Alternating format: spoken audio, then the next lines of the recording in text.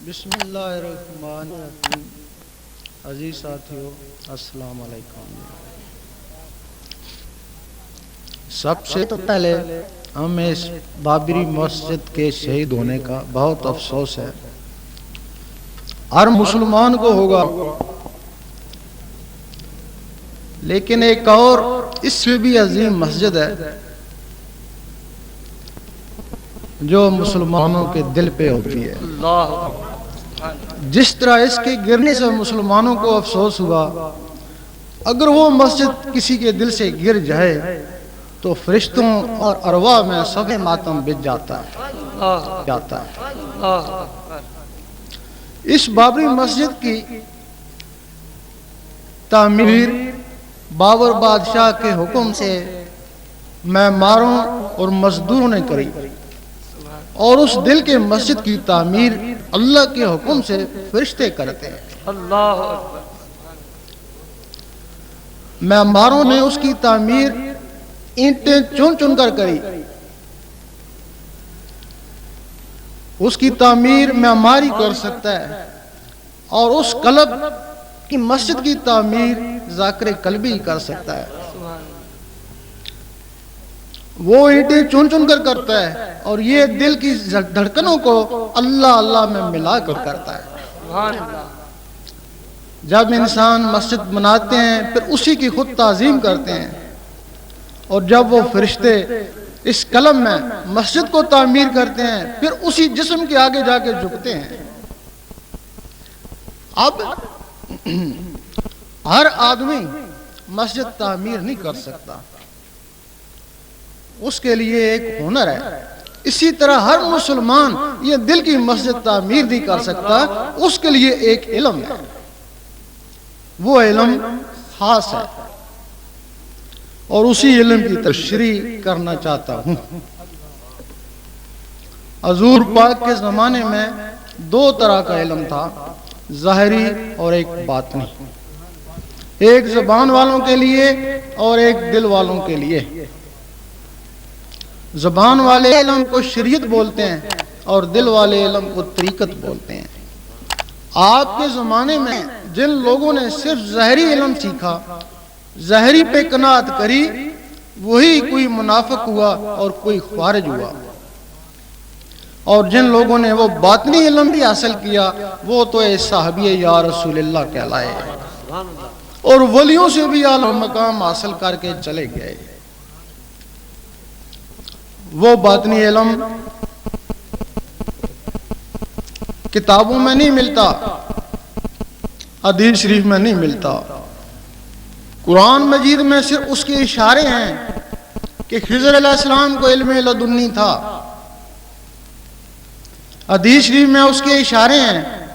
حضرت ابو ہریرہ رضی اللہ تعالیٰ فرماتے ہیں، مجھے حضور پاک سے دو علم ملے، ایک تمہیں بتا دیا، اگر دوسرا بتاؤں تو تم مجھے قتل کر دو. اس کا مطلب ہے وہ حدیث شریف میں بھی نہیں ہے. حضور پاک فرماتے ہیں، مجھے اللہ تعالیٰ سے تین علم حاصل ہوئے، ایک عام لوگوں کے لیے، ایک خاص کے لیے، اور ایک صرف میرے لیے. حضرت ابراہیم بن ادم فرماتے ہیں کہ میں نے 70 مرتبہ اللہ تعالیٰ کا دیدار کیا ہے، اور اللہ تعالیٰ سے 120 مسئلے سیکھے، صرف 4 مسئلے لوگوں کو بتائے، سب نے انکار کر دیا. اور اس علم کا ایک اور واقعہ، شاہ شمس تبریز رحمۃ اللہ مولانا رومی کے مکتب میں چلے گئے. مولانا رومی کچھ مطالعہ کر رہے تھے کتابوں کا. شاہ نے جا کے پوچھا کہ این چیز یہ کیا ہے؟ وہ فرمانے لگے، علم اس کہ تو نہ دانی، کہ یہ وہ علم ہے جس کو تو نہیں جانتا. تھوڑی دیر کے بعد علامہ صاحب کو حاجت ہوئی، مکتب سے چلے گئے. واپس آئے تو شاہ شمس نے وہ کتابیں اٹھا کے پانی کے حوض میں ڈال دی. جب مولانا واپس آئے تو پوچھا، یہاں میری کتابیں تھیں؟ انہوں نے کہا، میں نے تو پانی کے حوض میں ڈال دی، کہ اس میں میرے قیمتی نسخے تھے، قلمی نسخے تھے، وہ تو ختم ہو گئے ہوں گے. انہوں نے فرمایا گھبراتے کیوں، میں بھی نکال کے دیتا ہوں۔ جب نکالے تو وہ اسی طرح خشک تھیں۔ اب مولانا رومی پوچھتے ہیں کہ یہ چیز کہ یہ کیا ہے؟ وہ فرماتے ہیں آئیں لماس کی تو نمیدانی، نعرہ تکبیر، نعرہ رسالت، کہ یہ وہ علم ہے جس کو تم نہیں جانتے۔ اب مولانا رومی حدیث کا بھی علم جانتے تھے، قرآن مجید کا بھی علم جانتے تھے، پھر وہ کوئی اور علم تھا نا۔ پھر کئی عرصے تک مولانا رومی رحمۃ اللہ ان کی خدمت میں رہے۔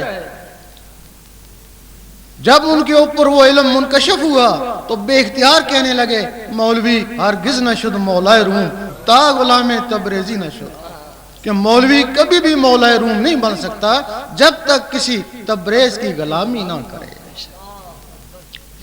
اس علم کو بہت کم عالم ہیں جو جانتے ہیں، بہت کم ہیں، محدود ہیں، لیکن وہ گمنام ہیں۔ اگر دو چار زہر ہوئے کاظمی صاحب کی طرح یا مشوری صاحب کی طرح تو ہوئے، لیکن باقی گمنام ہیں۔ بہت سے علماء ہیں جو اس علم کو مانتے ہیں لیکن جانتے نہیں ہیں، اقرار ضرور کرتے ہیں لیکن وہ جانتے نہیں ہیں۔ اور اکثریت ان علماء کی ہے کہ جو اس کو مانتے ہی نہیں ہیں، بالکل ہی انکار کرتے ہیں۔ لوگ ان کے پاس جاتے ہیں، کہتے ہیں کہ درویش زندیق ہے، مردود ہے، نہ حدیث کی بات ہے نہ قرآن مجید کی بات ہے، اس کی من گھڑت باتیں۔ پھر لوگ درویشوں کے پاس جاتے ہیں تو درویش کہتا ہے مولوی جاہل ہے،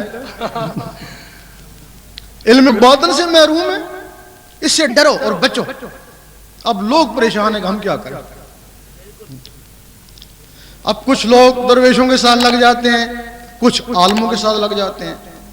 لوگوں کے لیے بہتر یہی ہے کہ وہ ظاہری علم عالموں سے سیکھیں اور باطنی علم درویشوں سے سیکھیں۔ بعض زمانے میں ایسا بھی ہوا ہے کہ ایسے حضرات بھی آئے جو ظاہر اور باطن میں یکساں تھے۔ اگر ایسا آدمی مل جائے تو وہ ان دونوں سے بہتر ہے، جس طرح غوث پاک تھے، داتا صاحب تھے، خواجہ صاحب تھے۔ اب وہ باطنی علم کیا ہے؟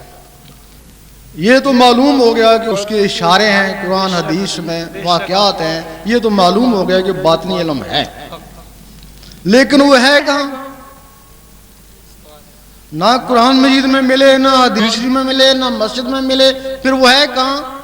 وہ حضور پاک کے سینے مبارک میں ہے۔ سبحان اللہ، سبحان اللہ۔ جس طرح ظاہری علم کے لیے سفید کاغذ چاہیے، اسی طرح باطنی علم کے لیے سفید سینہ چاہیے۔ قرآن مجید کے 3 لفظوں میں باطنی علم کی ابتدا ہے۔ وہ تم کہتے ہو کہ حروف مقطعات، کبھی اس کی طرف تم نے غور ہی نہیں کیا کہ یہ حروف مقطعات ہے، آگے چلو۔ لیکن وہ جو 3 لفظ ہیں الف لام میم، اسی میں باطنی علم کی ابتدا ہے۔ یہ الف لام میم ذکوریت میں ہے۔ الف سے اللہ کا ذکر کر، اللہ اللہ کر۔ اگر اس کی جلالت سے ڈرتا ہے تو پھر لام سے لا الہ الا اللہ کا ذکر کر، یہ معتدل ہے۔ اگر اس کی معتدلی سے ڈرتا ہے پھر میم محمد رسول اللہ کا ذکر کر۔ نعرہ تکبیر، نعرہ رسالت۔ اگر تو اس سے بھی ڈرتا ہے تو پھر ٹھیک ہے، کتاب میں لگے رہے، اسی میں الجھا رہے۔ یہ الف لام میم یہ طریقت ہے۔ سید سلطان بہو رحمۃ اللہ فرماتے ہیں کہ میں نے کسی ظاہری مدرسے میں نہیں پڑھا، قرآن مجید کا پہلا لفظ الف لے لیا اور الف سے اللہ اللہ کرتا رہا۔ اللہ اللہ کرنے سے میرا سینہ منور ہو گیا۔ فرماتے ہیں جب سینہ منور ہو گیا تو ایک دن حضور پاک نے سینے سے سینہ لگایا۔ جب سینے سے سینہ لگایا تو وہ سارا باطنی علم میرے سینے میں آ گیا۔ ہیں کہ ان کے دل کی دھڑکنیں اللہ اللہ میں تبدیل ہو جائیں۔